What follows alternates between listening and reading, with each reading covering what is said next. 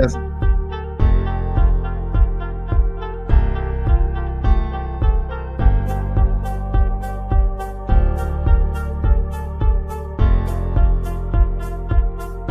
Ladies and gentlemen, welcome to Unpopular Review. Thank you all for clicking on our faces. Blue flag with all that. Okay, so I wrote down some notes. Shots do that. I don't want to sit too hard. That's twice. That'll probably go over about as well as Colonel Dippy. Because there was no Jay White side.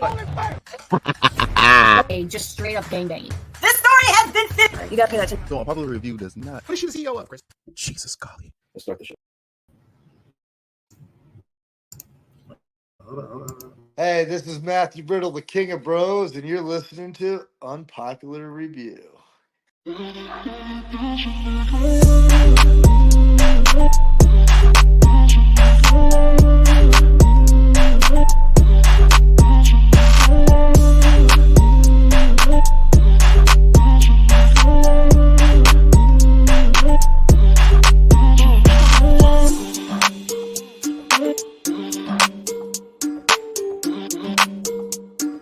yo, yo, yo, yo, yo, yo, yo, yo, yo, yo, yo, yo, yo, yo.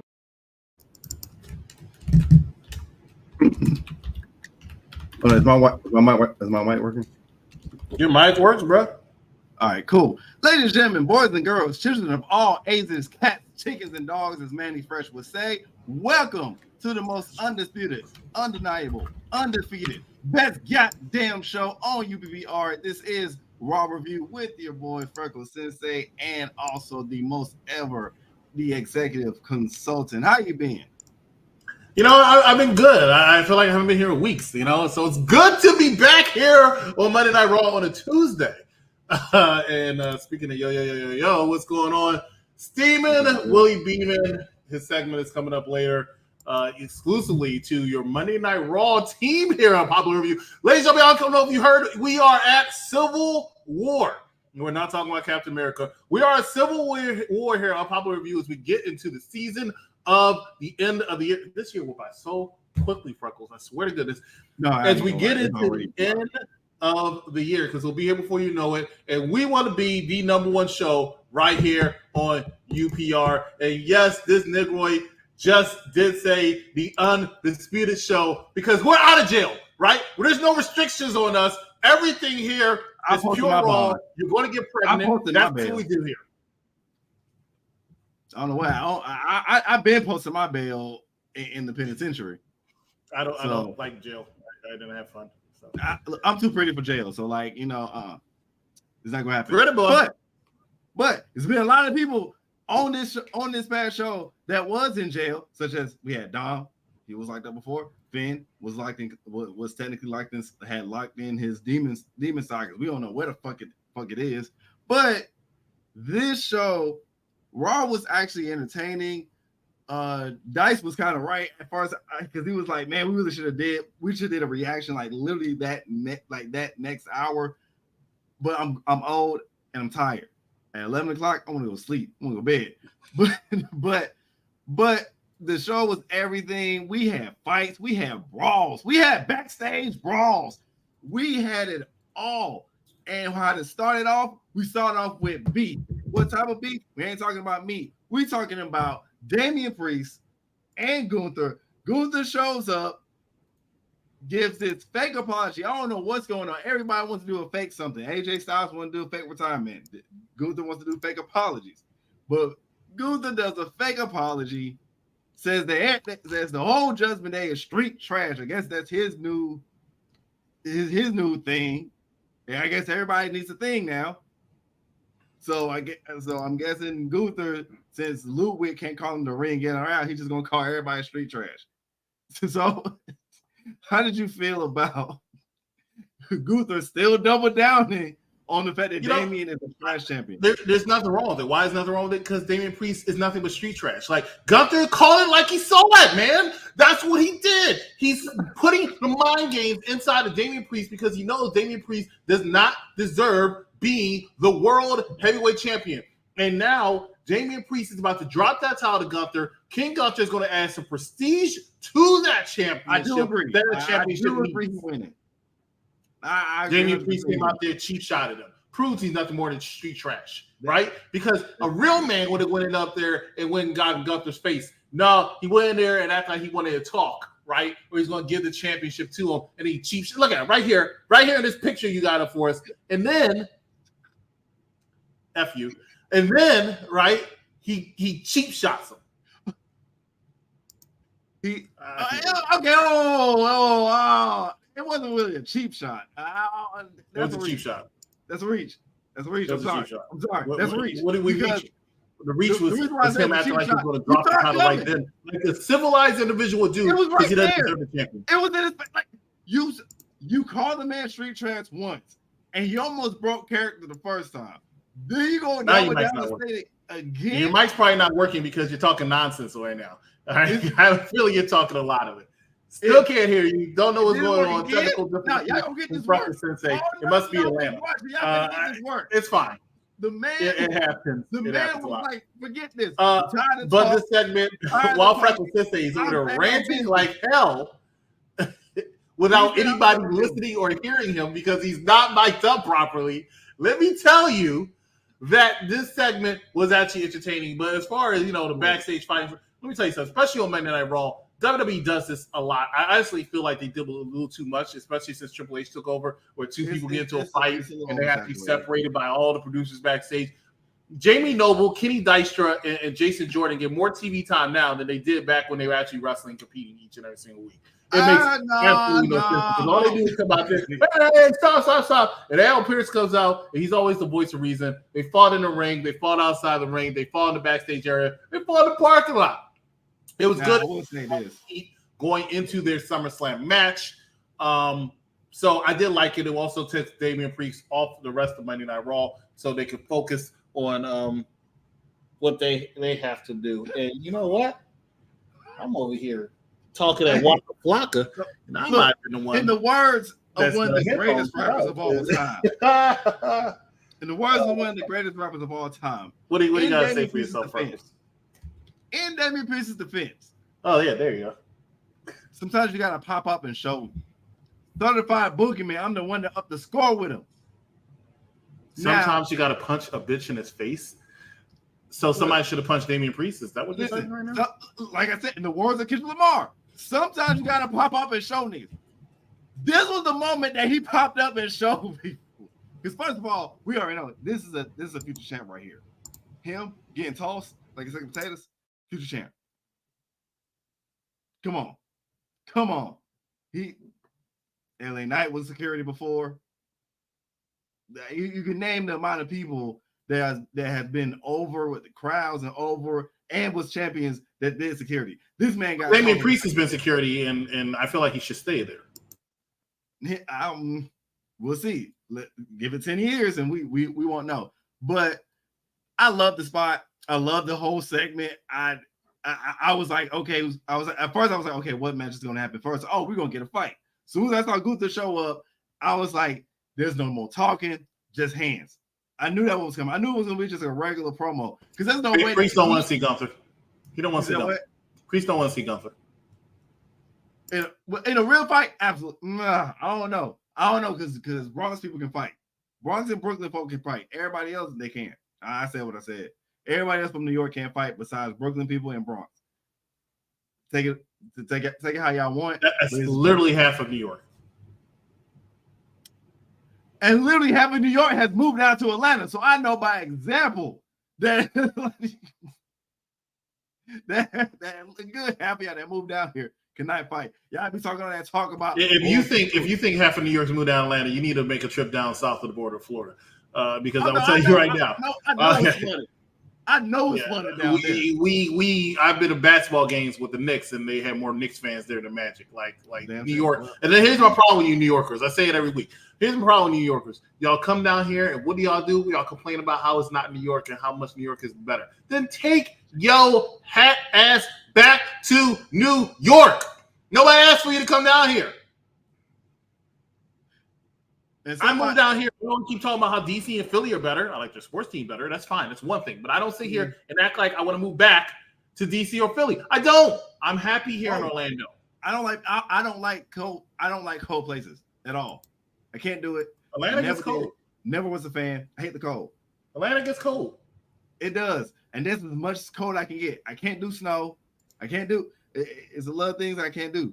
But one thing that I could do was enjoy my boy from the good old state of Georgia. It's not.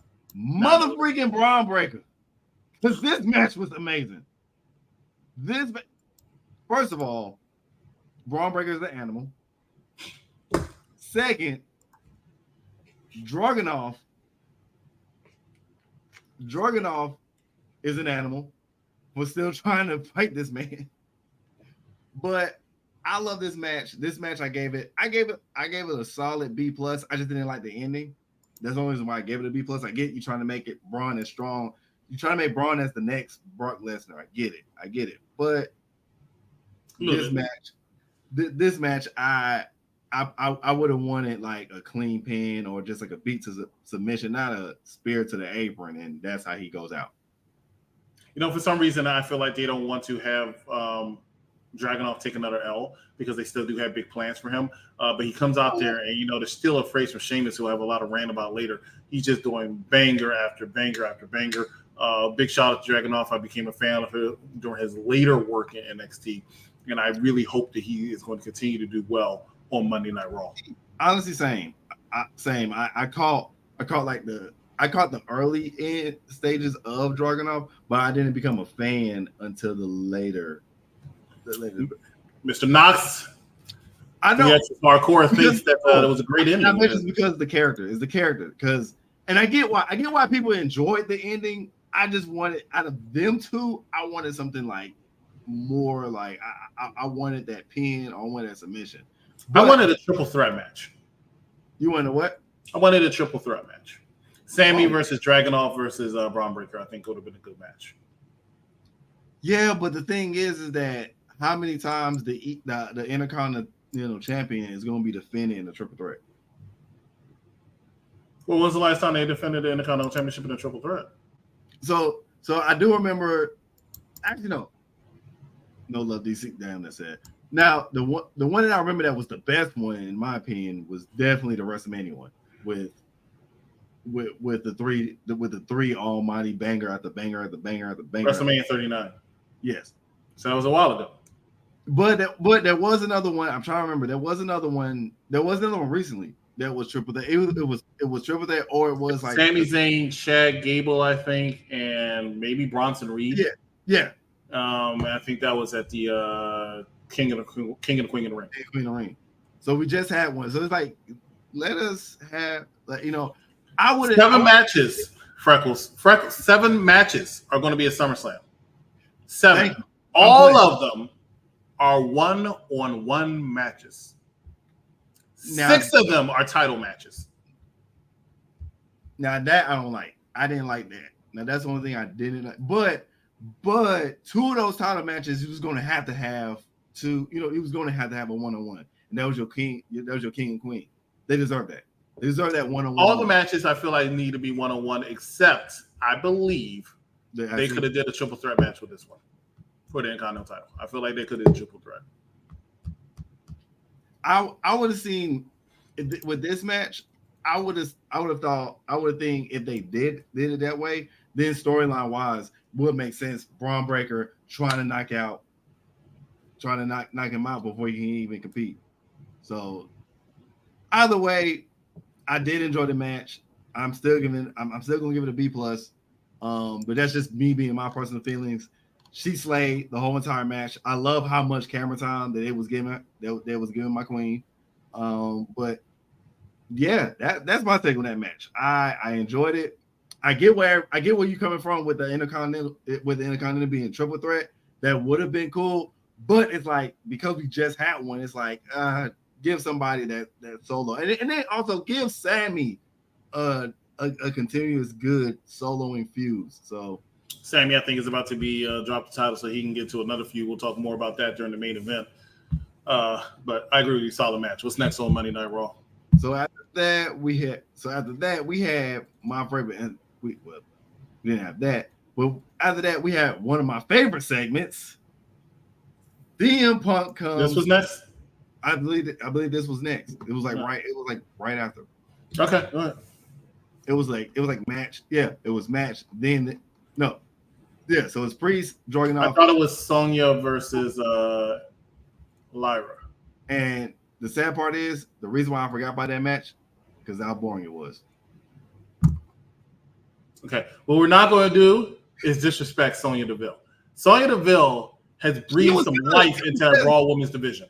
I swear to you, she did it in 2 or 3 weeks, but she is a boring division outside of Liv Morgan, a boring women's division. And Raw's women's division has been boring actually for a couple years now, quite frankly. They only usually have 1 or 2 women on top, and everybody else is just trying to catch up. Exactly, and I just said this. I just told my friend about this. I said the problem with the women's division right now on the Raw side is you got two big stars that can carry a title, but then everybody else is like mid card at best. You're 100% right about that. But right now, Sonya Deville has breathed a lot of interest into that Raw Women's division. Let me tell you something. What she has done since she's come back, she's made Shayna more interesting. She's made Zoey more interesting. She's got Lyra to be a little bit more interesting. She's even got those former tag team champions, Kaysen and I forget her. Kata and Casey. They got more over. People forget already. Damage Control was injured by this new trio. They'll be back. That's injured kayfabe. They'll be back very soon. They've made and incorporated all the women into this. They had a backstage segment, which we'll probably talk about briefly later, with the women's tag team champions, who's never really won. So I'm telling you right now, all that, in my opinion, can be credited to one Sonya Deville. So what I will say to you, Freckles, is you will not disrespect the savior of the Raw Women's division. Don't disrespect her. Savior.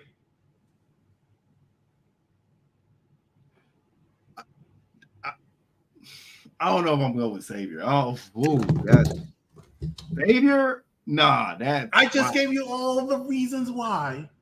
If that's the case, Liv Morgan is really the savior of. Who's Liv Morgan been facing? Liv Morgan is definitely the savior overall. Who's Liv Morgan been facing? I mean, besides, so is he facing? Her main thing is the same thing Rhea's main thing was, and that's playing tonsil hockey with dirty Dominic Mysterio, which I understand he's the savior period of wrestling. But the bottom line is Rhea's title reign was really hovered around Dominic Mysterio. Right now, Liv's title reign is really hovered around Dominic Mysterio. Last person Liv feuded with before Rhea was Zelina Vega. Nobody cared about it. But guess what? Last night, she picked up a victory. Who did she pick up a victory on? Against one of Sonya's women. Because Sonya has touched every woman, probably not the way she wants, but touched every woman in the Raw Women's division. I think she did. I think at least a good more power to her. 45%. More power to her. Good for her. I want to put it past me. The match was okay. I ain't gonna be disrespectful and say it was trash, but it was just like, I guess because of like the storyline within itself, I'm like, okay, we get it. I get it. What's gonna be? I'm trying to figure out what's the payoff. I already know that one, they got to come up with a name. Two, are they going to get the titles? What's going to happen? Hated who worse? Are you talking about Freckles? Or you talking about Excellence? Who are you talking about? He's talking about. I think he's talking about you. I hated who? I've always been a fan of Sonya Deville since her Tough Enough days. She was all right. I think my moments with Sonya was with her and OnlyFans. Mandy? Yeah. Did you call her OnlyFans? Yes.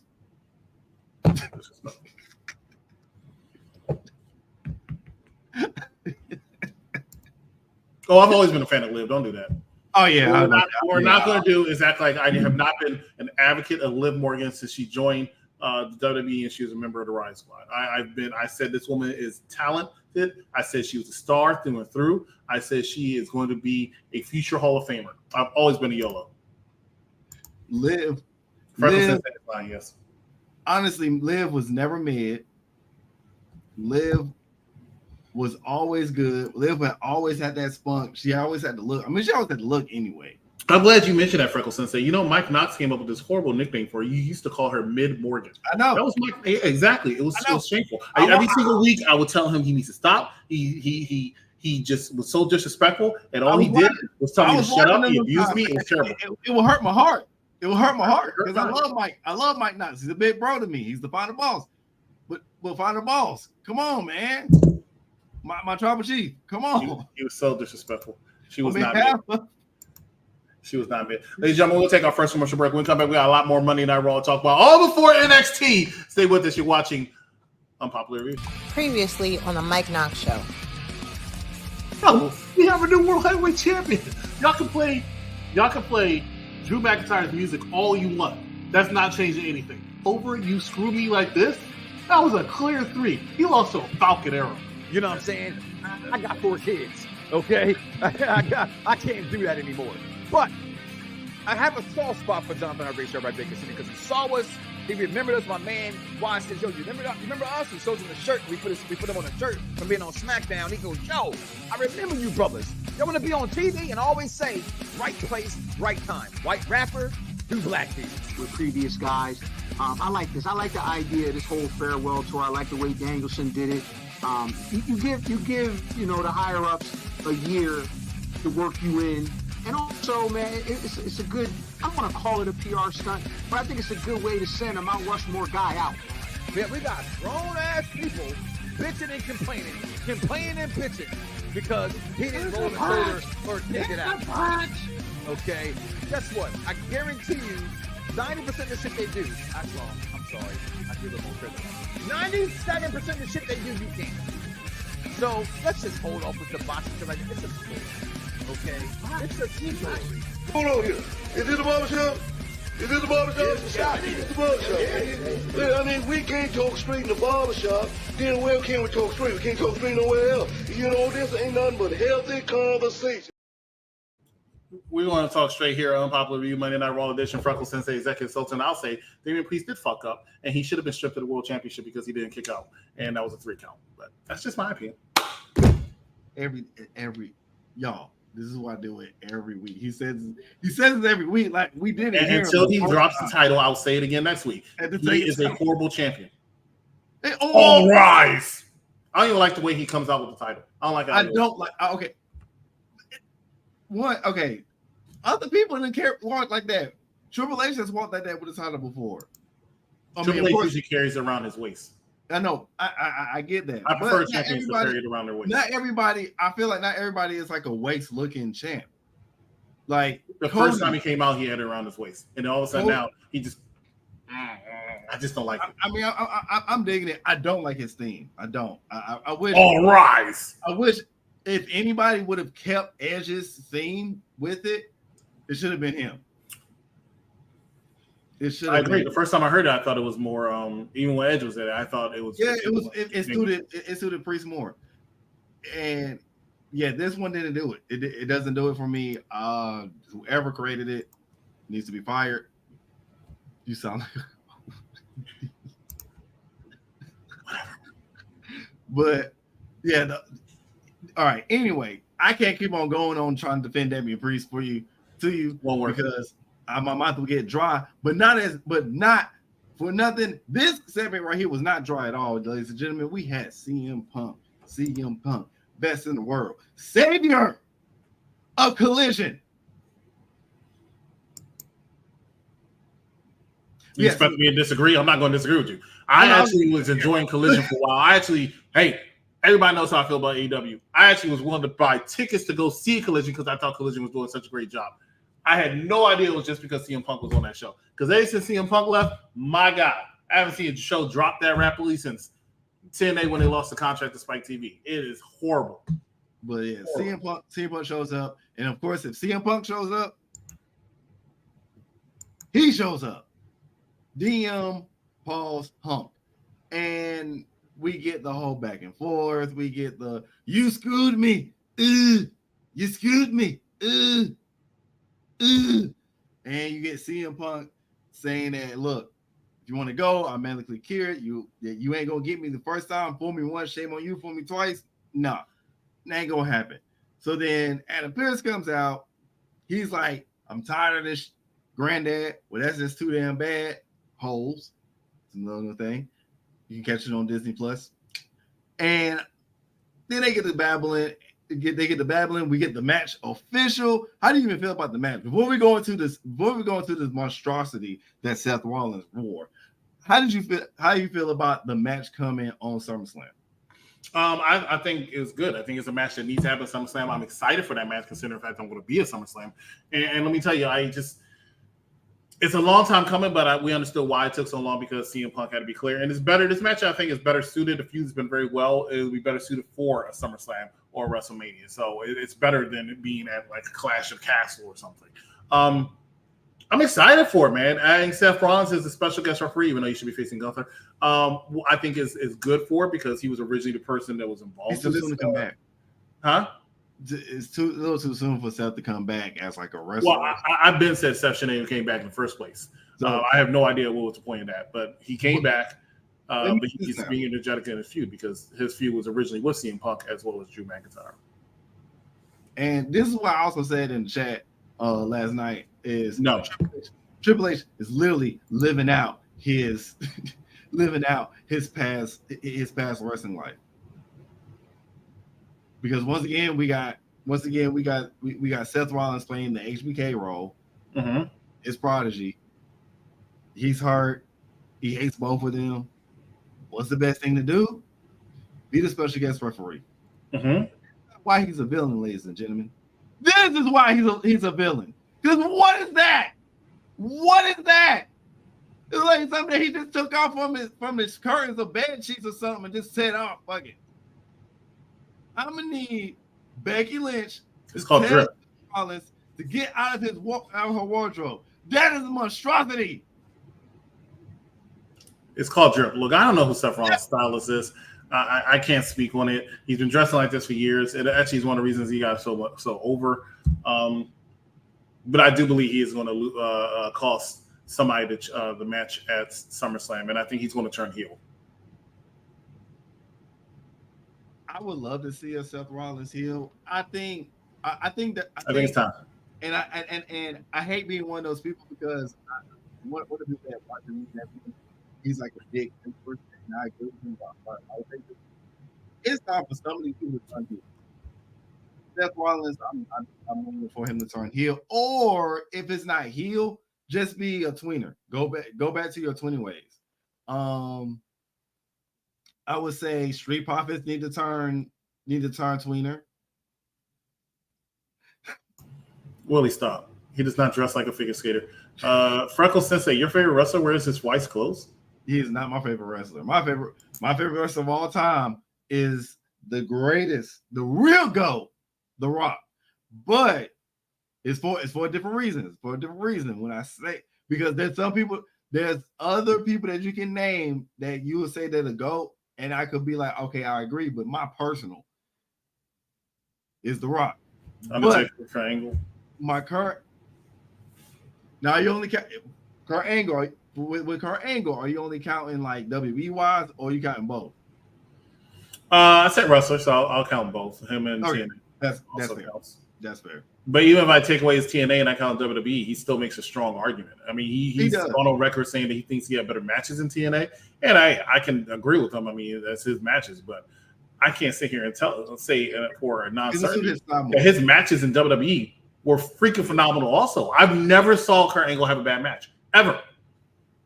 No matter who he wrestled, never saw him have a bad match.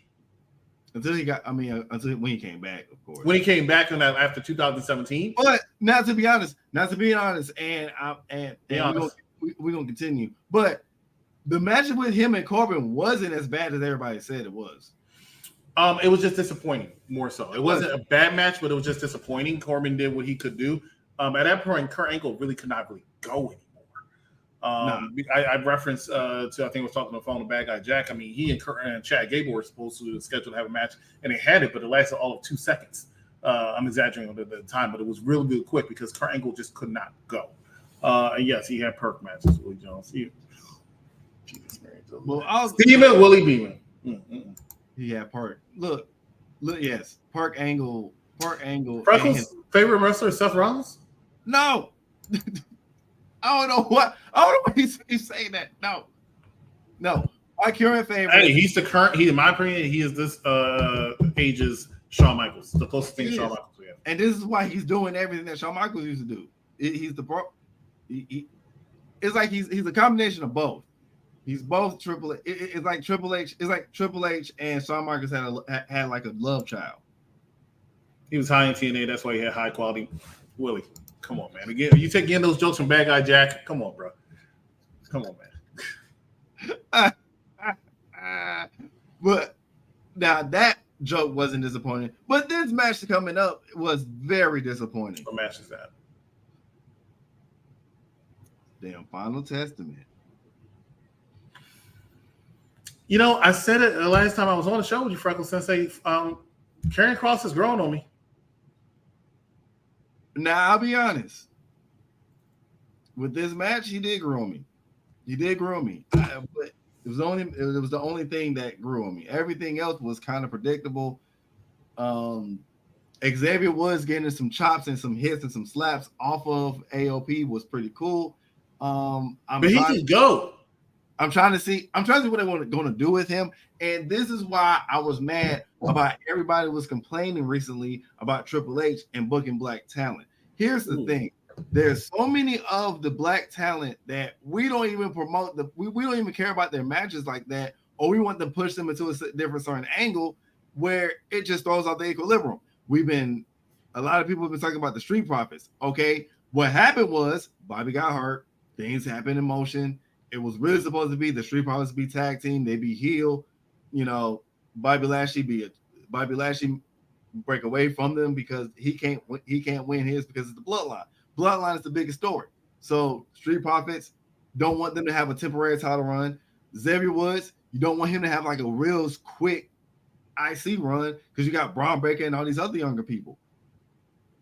The main person that is going to get that push is Carmelo. And that's why I'm like, I want to see where this is going to go. Is he though? Mello, yes. In new time, because this is what I think. LA Knight is.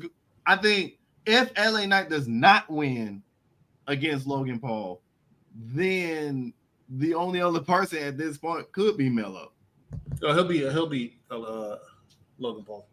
But then it's like, okay, with Logan Paul getting that, one, somebody from the bloodline going to be looking at Logan Paul.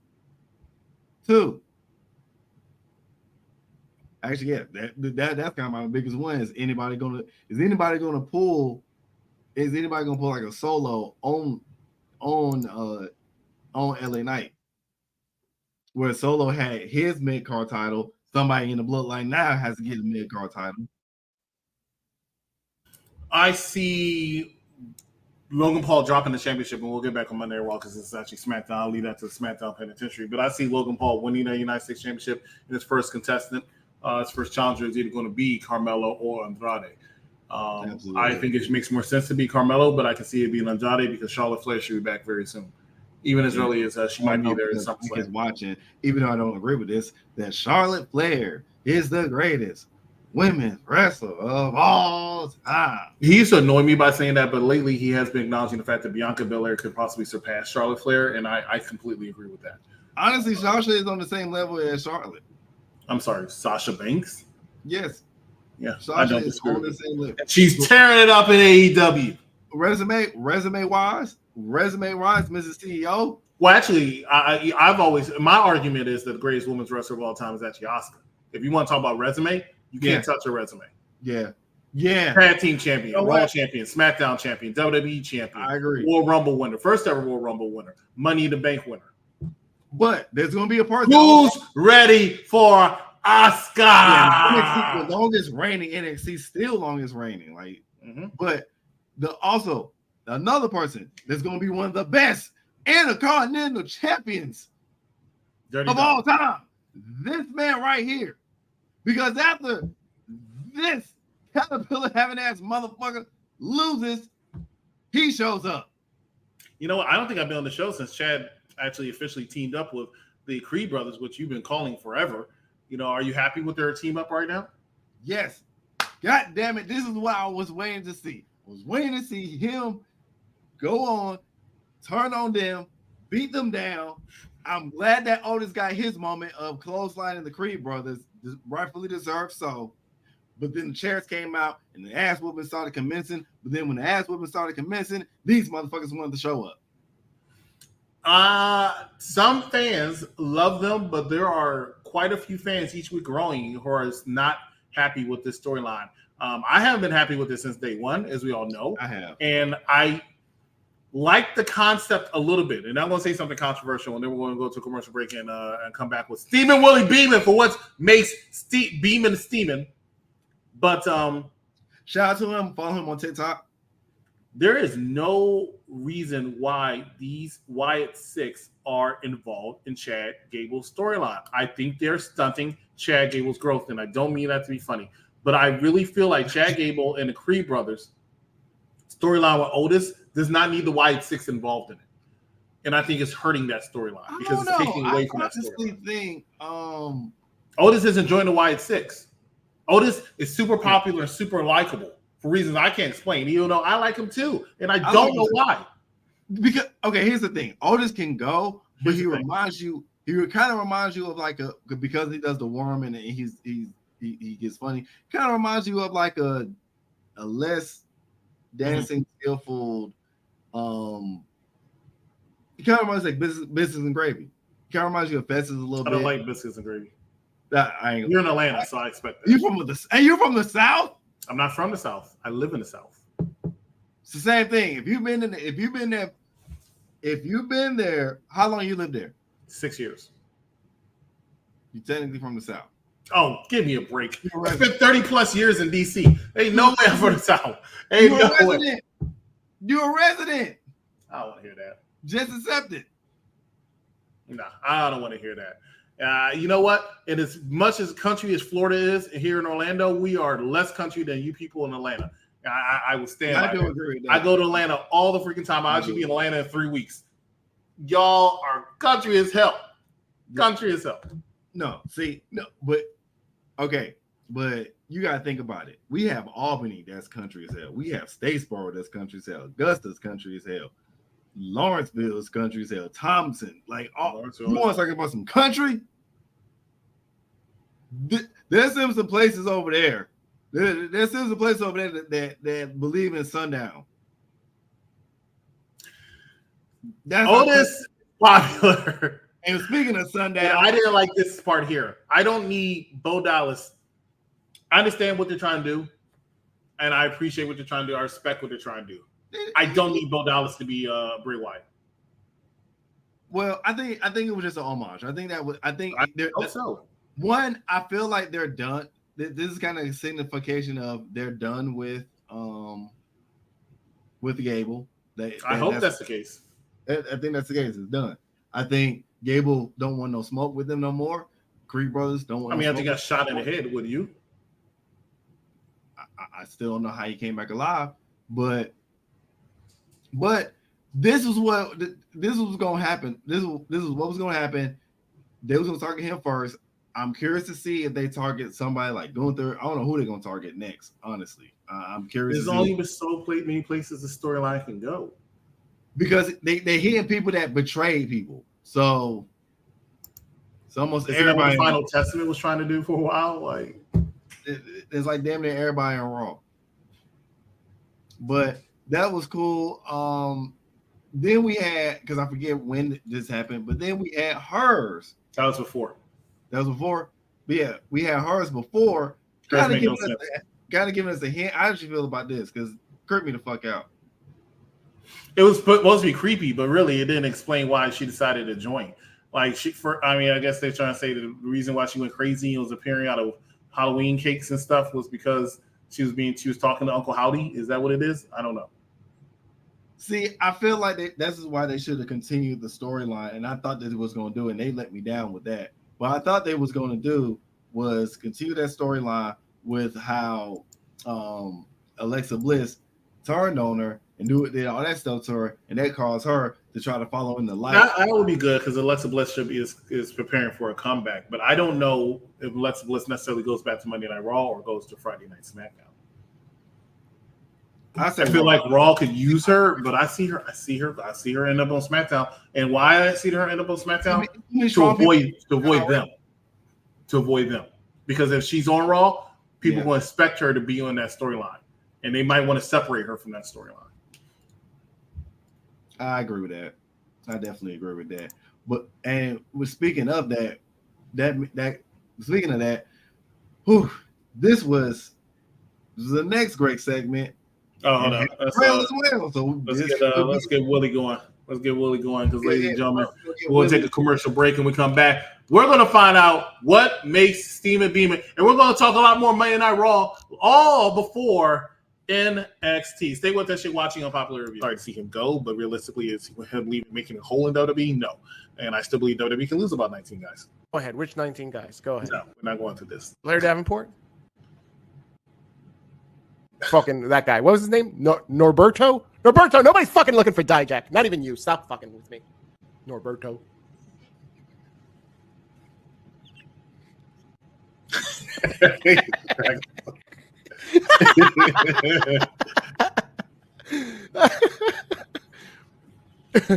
You know, on another thing with this is who MJF is talking about. Fucking wrestling fans that can't fucking afford merchandise. Oh, I'm such a great fan. Oh, shut up. No, you're not. Look at Mike Knox. Mike Knox is the superest fan. You know why? Because this motherfucker buys 20,000 belts. He puts his money where his mouth is. Mike Knox, he knows what his shit is. Not everybody is a fan just because of the merchandise that they have for wrestling. How big a fan are you of The Miz? I'm a huge fan of Miz. He's my favorite wrestler. You got any Miz merchandise? That's not the point. Yeah, you do. You do. I know you do because I've seen you. You've got a shirt. You've even got like a. But I have a shirt because I got a necklace too. That was a birthday present. But I have a shirt because I like the message that this shirt's in. Haters love me because I'm awesome. I'm awesome. That's right. But you support it. You supported your guy. I don't buy wrestling shirts anymore.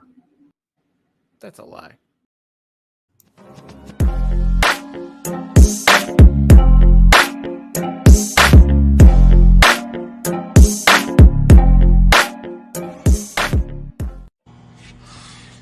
This your man, Steaming Willie Beaming, man, and I'm coming to you with Let's Talk Wrestling with Willie, man.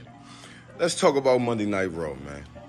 First of all, that's the way the show kicked off with Gunther and the Ring General and El Champion, Damian Priest. I was so happy to see Priest come hit him in his fucking mouth.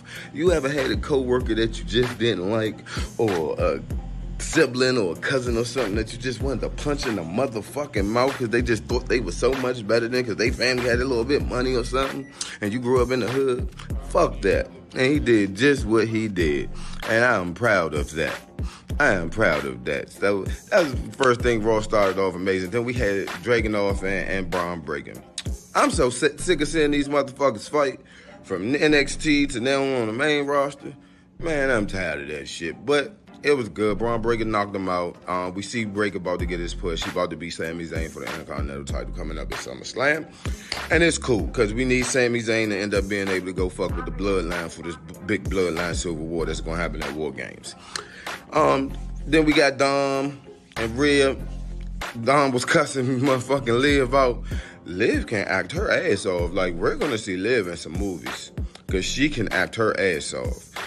We know what's going to happen. Dom going to end up costing Rhea the belt when she get ready to leave Judgment Day, just like Damien. We see the writings on the wall. But just the whole dynamic is like a soap opera, and it's amazing. I like what they doing with the Dominic love triangle thing. Woo, woo, he love mommy, but then he's going to end up costing mommy the title and being with Liv. We see it coming. Second thing, now Dom goes looking for Mr. Yeet himself. And, you know, Rhea was trying to protect him because she like the Usos. You know what I'm saying? Yeet. And they end up finding them and start jumping them. And then Sami Zayn was doing a post. Sami Zayn was in the back doing the interview. And he heard what the ruckus and when they helped Jey. And then that's what we got the main event for later on in Raw. I like to see where this is going, but we all know Buddy is about to get signed to WWE, so we're going to see how this little thing go with Jey and Rhea, which probably is not going to go nowhere. We might get a mixed tag match with him and Rhea against Liv and Dom. Because she like the Usos, you know what I'm saying? Yeet. And they end up finding them and start jumping them, and then Sami Zayn was doing a post. Sami Zayn was in the back doing the interview, and he heard what the ruckus and when they helped Jey, and then that's what we got the main event for later on in Raw. I like to see where this going, but we all know Buddy is about to get signed to WWE, so we're gonna see how this little thing go with Jay and Rhea, which probably is not gonna go nowhere. We might get a mixed tag match with him and Rhea against Liv and Dom. We might get it. Just know Willie said it first. Then we had AOP versus Alpha Academy with Xavier Woods. You seen the botch ending, like Xavier was supposed to kick somebody and then walk into Karrion Kross's finisher, but that didn't happen. I'm ready for this New Day shit to be over unless Big E coming back or something like that, but that shit is old and dead now. And I hate the way Karrion Kross is being used. I mean, like, just to see what he did in TNA and all that shit, and then here, it's horrible. But that is what it is. Third and final thing, man. Fuck Hulk Hogan for fucking with Trump. We already knew he was racist. He fired that black girl because when he found out she was black, and then put two women from the Caucasus Mountains on as his band ambassadors. So it's a big fuck you to Hulk Hogan and any other racist scumbags in wrestling. But yeah, and then another thing. Say her name, man. I ain't gonna say no else, man. Y'all know what it is. But anyway, I'm sorry not even to go on a tangent. But then finally, at least we got the main event. Jay and Sami versus Big Head and Finn. I forgot who took the win. Oh yeah, that's right. Yeet and them did. And it was as expected. You know what I mean? I'm looking forward to SummerSlam. I had this thing in the summer, man. It's WWE SummerSlam, man, and it's in Cleveland this year. But this has been Talking Wrestling with Willie. Oh, hold on, I forgot something. Yeah, it's like, no, I didn't. But yeah, that's been Talking Wrestling with Willie, man. 4 minutes of fun, man. 4 minutes of wrestling love, man. Y'all see it? Out. Shout out to Steaming Willie Beeman for that. Love you, man. I've been seeing your work for a long time. And also follow him on TikTok because he's super duper hilarious on there as well. As far as that, as far as the other people that was talking, let me tell you something. I know I can't talk for long. I know I can't go on a rap for too long. So I'm gonna just say like this. There are other ways to be a fan besides buying merchandise. Buying merchandise is the capitalistic way of saying that you're a fan. Anyway, also speaking of that, speaking of capitalism, these other people that was coming on next did not really believe in socialism with other hands because freaking Sheamus said F everybody. Y'all getting it. Everybody getting broke hits. I'm over today.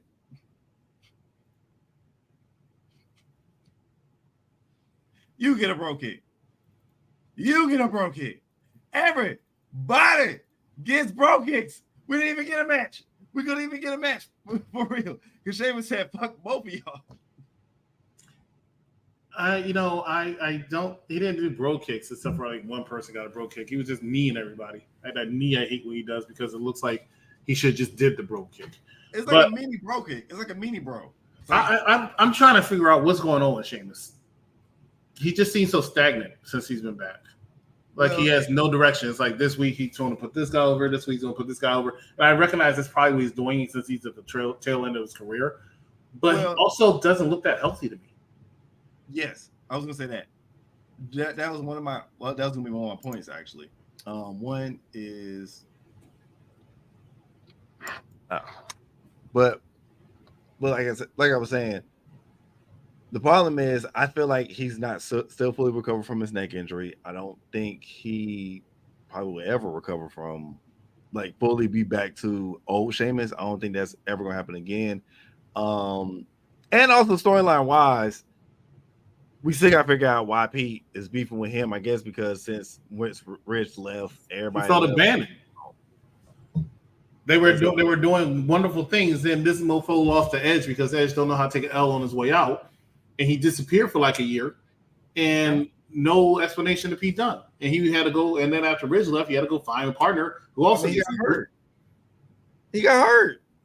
Like Sheamus was hurt, man. Like that's why you deserve that. That's why you on the floor. That's why you turn into an Uncle Luke song. That's what happens when you betray your people. I don't know. I just don't think Sheamus looks right. Even his face yesterday was redder than usual. So I don't know. I'm a little worried. I don't think he's 100% healthy. I mean, he lost most of the weight, so it's not like I think he's like fat or anything, but he doesn't look healthy to me. But somebody that did look healthy after this whole thing, because the way that Bronson Reed, I wish I could have showed y'all how he went down, but I ain't got enough time. What he do, a tsunami? But we're not gonna get into that. We're not gonna do this today. We're not gonna do this time. We only had 9 minutes to cover. I'm glad he fell down like a house of bricks, because Bronson Reed is not it. We're not gonna do this. Liv Morgan puts they look at the clip. PG to shame last night on Monday Night Raw. I love this segment. There was a backstage segment with Dom when he was searching for Jey Uso, ran into Liv. They saw that Dom was in the Liv. Rhea found out, got pissed off, dragged her man out there, called Liv. You knew Liv wasn't coming out there. And I just thought this segment was gold. Her using her sexuality to just showcase why she is the person to be picked. And Rhea just acting like that. I'm jealous, but I'm not jealous girlfriend. Like, put this woman in her place. Right. I just thought that was just good. Just for Dirty to say, hey, but I started speaking a whole bunch of Spanish, but basically saying, I don't like you. Please stop trying to talk to me. It was just gold to me. I definitely agree. My biggest take of this, and I'll probably be done with this segment, because if I keep on looking at and I need that clip one. Just to be. If I'm looking at Liv, I'm having strange urges, brother. But Dom's stupid. He a simp. He's doing what simps do. He needs to stay with Liv. Rhea, all she's done is use him, manipulate him. And I understand. I've done it. It's happened to me before. No, it's happened to me before. That's what they do. It's happened to me before. You know what I'm saying? Them Amazonians, you trying to mess around and find out, and you find out and then mess around and realize that they control you. You don't control them. Told you already. She said, I don't belong to you. You belong to me. You got me effed up. If you think that you gonna do you and I'm not gonna do me, bitch, I'm from the A. There's a song that's called You Just Do You and I'm gonna do me. You just do you. I'ma do me. This is my take. I'ma do me. Dom was stupid. But what wasn't stupid? Well, no, this was kind of. What wasn't stupid? What was kind of stupid was this match. Well, that match happened sooner. Oh God! When you stop, Zelina came out there with the arm bandage on. Like, first of all, she should have been disqualified, right? She hit somebody with a legal object, but that's fine. But they allowed the match. No. If you already allowed the match, that means you already knew that the cast was heavy. They tested it. It was illegal. Shouldn't have happened. Zelina Vega. Here's my problem with Zelina Vega. How are you going to be that short and not know your place, right? That's my problem with Zelina Vega. She has no business being out there in the ring. She has no business going out there getting some W's. She has no business opening her mouth unless she's putting over Rey Mysterio, right? Well, I'm not gonna get into that. We ain't got enough time. We only got 5 minutes. I'm not gonna do it with you. I'm not doing this with you today. I'm just saying. I'm not. The main event segment next. It is, but I'm not. All right, then that's fine. Don't do it. But I'm just telling you, Zelina Vega has no business being in the ring. She has no business picking up a victory. She needs to stay in a 3-foot. She did at least, bro. No, absolutely not. She's a queen of the ring before. She deserves to get this win. She ain't deserved to win the queen of the ring. There's no reason why she should have won the queen of the ring.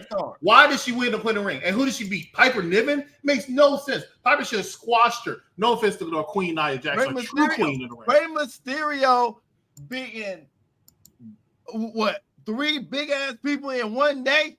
You know what, Freckle Sensei? It's amazing to me that when I mentioned Zelina Vega, you had to compare it to Rey Mysterio, because it looks like that's who she's trying to emulate. Her side piece. That's her mentor. Her side piece. Oh my! It's not her mentor. It's her side piece. They're screwing backstage. I don't know why you don't see it. It's written all over her face because you can't see his. Ladies and gentlemen, we'll take our last commercial break. When we come back, Jey Uso and Sami Zayn versus Judgment Day. We'll be back. Stay with us. You're watching a popular review right before NXT. Welcome to the SmackDown Penitentiary. This is some bitch shit here. This is some bitch shit. He dipped out on it. Ow! Yo, Shout out to Mike Knox because he called me before I came on air and he said, didn't I see this before? And I said, yeah, it was Sami and Kevin. He said, listen, Kevin Owens said he tired. He said he stayed his ass home. When they told him what the fuck was going on for the night, he said, I'm tired of fighting the bloodline. I've been fighting these motherfuckers for 4 years. I'm done, boss. I'm done. You get somebody else to get tied up in the ropes like a bitch. I'm not doing it this time. I mean, did you see the great job by Tamatanga and Tangaloa? Don't say that. Don't say that because Chris go. Oh God! Those two guys are like the MVP of SmackDown. Right? Tamatanga and Tangaloa deserve all of the words. Take me. Those are the Tamatanga and Tangaloa are the future tag team champions. That was the most bitch assness shit I've ever heard from Take Me. No, man. This man is whispering in Cody's ear. So you're fucking take me. Shut your bitch ass up. That's why people started getting tired of Cody, man. It's too much crying shit. We done with this shit. It's funny because right there he kind of reminds me of Nino Brown. He does like Nino, yo. So you're fucking take me.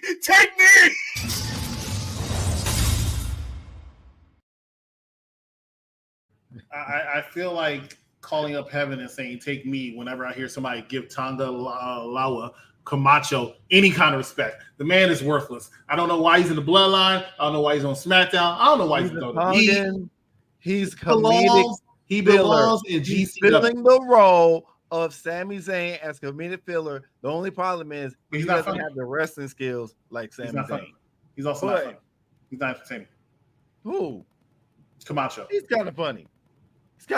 You laugh at This man got poked in the eye on SmackDown and disappeared. You laugh. Poked in the eye and disappeared. You laugh at him, just like you don't. I wasn't laughing. I was crying. I felt like I got poked in the eyes. I was crying tears of joy in 2020. So I was crying tears of joy because this match was amazing. They did the 1D. They had it was just a bunch of great spots, bunch of great moves. JD, just like how JD is the ultimate overachiever if I've ever seen one in WWE. He has no business being in a main event segment. JD impressed me with this match. He impressed me a little bit. JD impressed me a little bit in this match. See my comments about Zelina Vega for my thoughts on JD McDonald. Not a lot. Because he got the dust knocked out. I mean, look at that sweat just got knocked the mess out of him.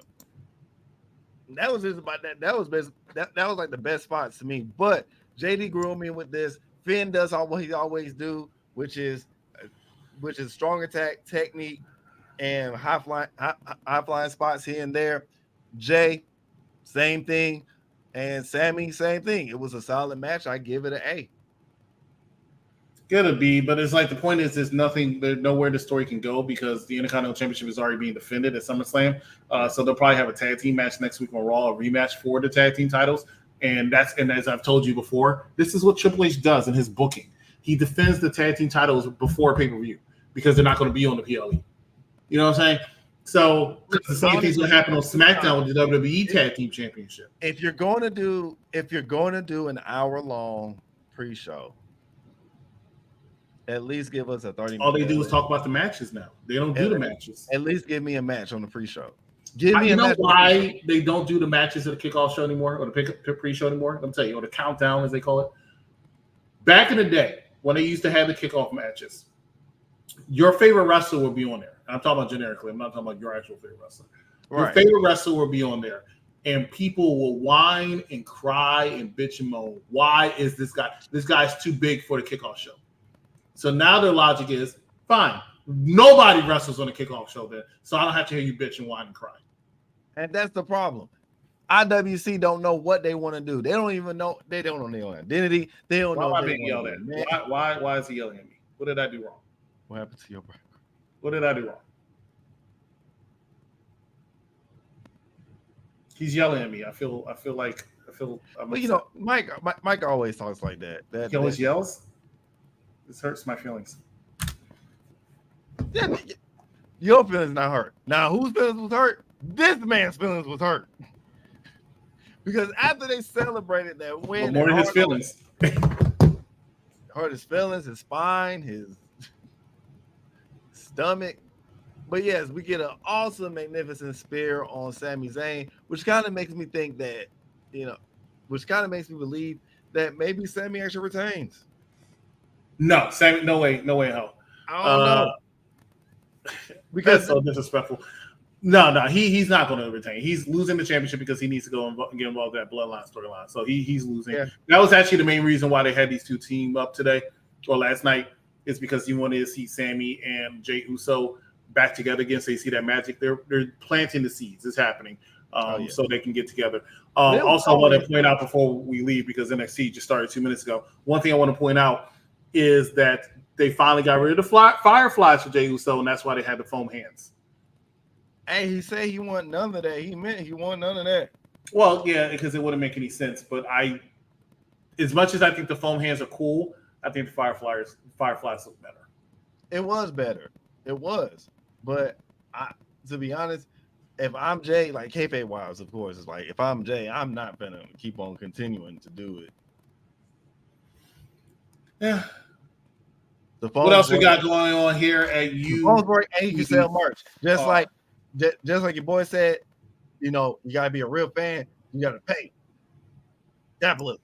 But we have all these things that's kind of low because we don't want to charge y'all just yet. But we got bills for this, so this might happen. So we got the Mike Knox show, we got our show, we got NXT that's coming up right after NXT is being on right now that we're missing out a little bit on. My bad. And we got AEW. We call it a White Boy Wasted show. We got top 5. We ain't been in with top 5 in a minute, but we're gonna get back to it. And then we have the infamous second best show on UPBR, which is the SmackDown Penitentiary, which everybody gets to be free for some weird reason because they go in and they always come back out. But like we said, we got plenty of shows, plenty of things to see, plenty of things to do.